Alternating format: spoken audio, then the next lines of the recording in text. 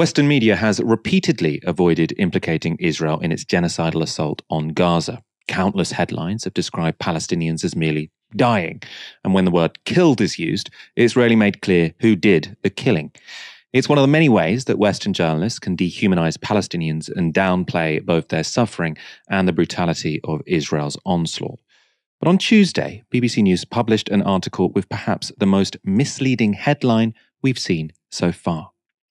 The lonely death of Gaza man with Down syndrome is how the article was described on Twitter. On the BBC's website, it was Gaza man with Down syndrome dies lonely death. Now, of course, that sounds like an extremely sad story from the description. You might think perhaps he died of natural causes while separated from his family, or maybe he wasn't able to get treatment for an illness. Nothing in that headline prepares you for the horrifying story that follows. The man, Mohammed Bar, was a 24-year-old Palestinian with Down syndrome who lived with his family in Gaza City. According to his mother, Nabila, he wasn't able to feed himself or change his clothes, and he found the war closing in on his family home terrifying. So Nabila told the BBC this: "We were under siege for 7 days. The tanks and soldiers were all around the house. Mohammed was staying on his sofa, and he didn't like sitting anywhere except for there. He would panic and say, 'I'm scared, scared.' He would say, 'Hey, hey,' thinking that someone wanted to hit him. He was always scared, fearful. We would come around him, comfort him. He didn't understand much." Now, according to Mohammed's family, the IDF finally raided their home on July the 3rd. Nabila reported that several dozen soldiers with a combat dog broke through into the house, smashing everything. She says she tried to tell the soldiers that Mohammed was disabled and asked them to keep the dog away from him. Instead, it attacked him. This is Nabila's description of the mauling. The dog attacked him, biting his chest and then his hand. Mohammed didn't speak, only muttering, "No, no, no." The dog bit his arm and the blood was shed. I wanted to get to him, but I couldn't. No one could get to him. And he was patting the dog's head, saying, "Enough, my dear, enough." In the end, he relaxed his hand, and the dog started tearing at him while he was bleeding. The soldiers then separated Mohammed from his family. Nabila's story goes on. They took him away, put him in a separate room and locked the door. We wanted to see what happened to him. We wanted to see Mohammed, to see what had become of him. They told us to be quiet and aimed their guns at us. They put us in a room by ourselves and Mohammed was alone in another room. They said, "We will bring a military doctor to treat him." A doctor did arrive, but Mohammed's family were still kept away from him. After several hours, the family say they were ordered by gunpoint to leave the house, leaving Mohammed behind with the soldiers. They protested, and 2 of his brothers were arrested by the Israelis. They still haven't been released. The rest of the family found shelter in a nearby bombed building, but were only able to return to the house a week later. On their return, they captured video of what they found and subsequently showed the BBC, who described it like this. Mohammed's body is lying on the floor. There is blood around him and a tourniquet on his arm. This was most probably used to stop heavy bleeding from his upper arm. Jibril points to gauze used to bandage a wound and remarks on the blood that clotted after the tourniquet was applied. Jibril is Mohammed's brother, who took the video. He told the BBC this: "They were trying to stop the bleeding. Then they left him without stitches or care, just these basic first aid measures.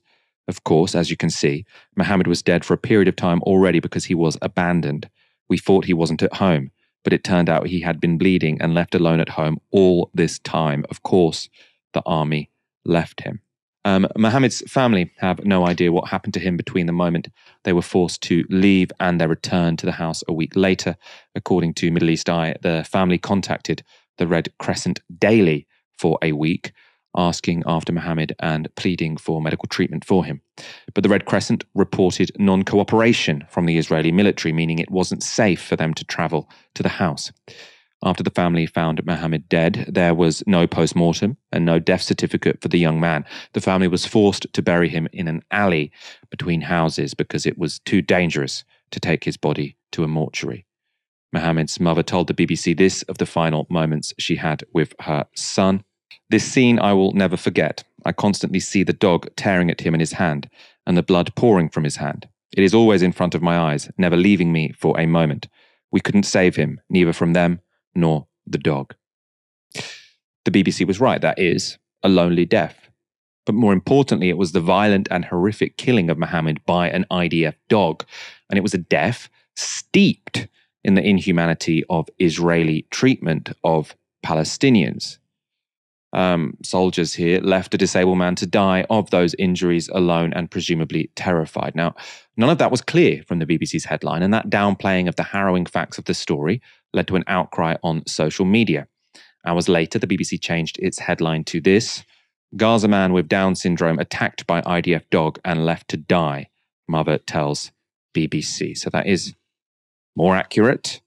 The question is why they didn't just start with that. Helena, this headline, I suppose the BBC will say that we've written this powerful story, but it is very much undermined by putting a sort of ridiculously misleading headline above the story. I mean, I think we're all very used at this point to the continual usage of passive voice when it comes to the casualties in Gaza. Like, Gazans aren't killed by the IDF; they die as part of a conflict, for example. Yet the other way around, when people die in Israel, they have been killed by the Al-Qassam brigades, for example.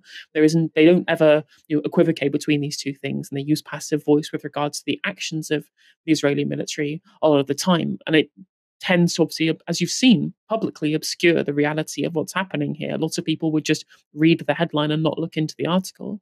But at least with the BBC, they actually report on some of the things that the IDF do, whereas there are plenty of media outlets in this country who will refuse to even engage in proper scrutiny of the actions of the IDF and the actions of the State of Israel because they're our geopolitical allies.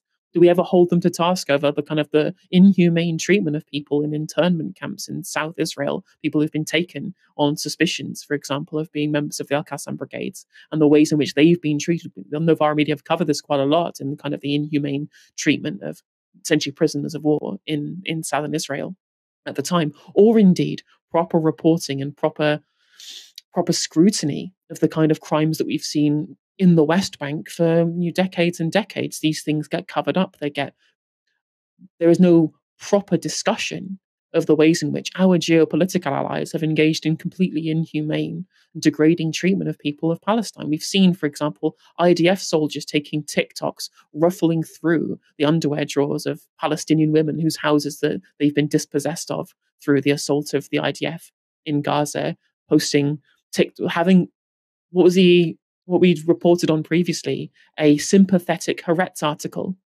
about IDF soldiers living in dispossessed Palestinian people's houses and eating their food as if this is just something that's normal and natural, rather than the result of a brutal military occupation. And again, this is constant throughout loads of areas of the Western press, for example, where they refuse to properly scrutinize the real kind of degrading acts of the Israeli military, because, as Oliver Dowden mentioned on Laura Kuenssberg all of those months ago, they're part of our Western family. Therefore, actual proper scrutiny that is deserved is completely whitewashed within our geopolitical interests. Otherwise, we would see what the result of ethno-nationalist ideology can lead to: people dehumanizing those they occupy.